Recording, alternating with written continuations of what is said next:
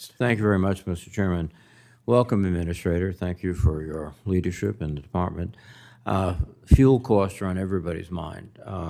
In Rhode Island, RIPTA, or Rhode Island Public Transit Authority, which is a statewide transit system, was fortunate. They didn't negotiate a contract for gasoline and diesel or whatever at $2 per gallon, but that contract expires. So they're now being thrown into a market where the price is 3 or 4 times as much.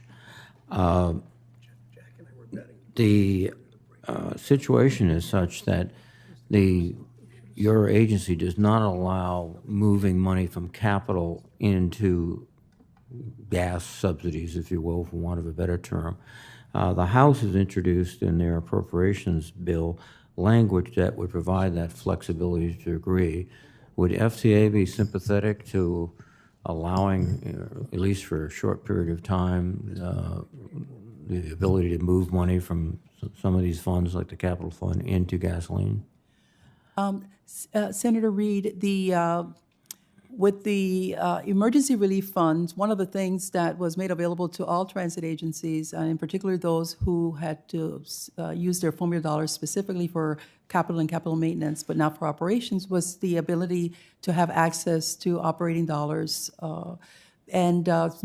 Many, although the majority of the relief funds have been already obligated, many transit agencies continue to rely on those dollars for operations. Should Congress adopt a provision that allows for the use of capital funds towards operation, we would follow through with the law. Thank you very much, Madam Administrator. Everyone, Senator Warren just finished discussing the promise of electric vehicles, electric buses, et cetera. We are trying, with the help of your agency, to create, we hope, a completely electric system. We're scheduled to go totally electric on Aquidneck Island, where Newport, Middletown, and Portsmouth are located, the communities. But one of the problems we discovered is that these electric vehicles don't have the range of the typical diesel, so you need more of them. But yet FTA has a limit on the number of spare buses, the so-called spare ratio. And again, I'm wondering if you could discuss any flexibility that FTA might offer agencies that are working to expand their electric fleet and need more spares than is authorized currently. Yes. Thank you, Senator Reid, for that question, because with the transition to electric vehicles, we've been receiving a lot of queries from transit agencies, and it's a priority to have transit vehicles be replaced when their useful life has expired, and we're looking for that transition to move towards a cleaner emission. We have a number of flexibilities built in to our existing spare ratio policy, and we encourage all transit agencies that are looking for flexibilities to work with the regional offices so we can guide them through that process.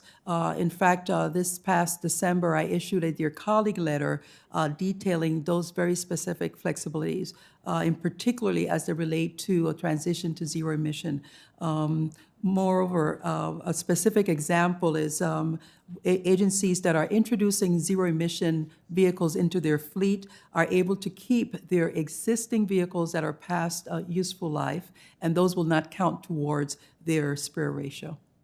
Thank you. But again, I think incentivizing electrification is essential to getting it on the roads faster and with all the benefits, of course. And we would not have, I would not have that asked the first question if we were all electric. We would still be paying around $2 or less for power per gallon. Workforce development is absolutely critical every place. I just came from a hearing of the Appropriations Committee and Defense Committee, and defense industries are looking for workers. Everyone's looking for workers. And again, RIPTA is putting in a grant for a new bus and bus facilities program to update its maintenance garage, but also include within that training of maintenance personnel in cooperation with the New England Institute of Technology, which is a not-for-profit tech school with an excellent reputation. In fact, they've done a lot of work with the electric boat. So I would just ask you to look favorably on this application. It's very worthwhile. Thank you, Madam Administrator. Thank you, Senator. Thank you, Senator Reed. Senator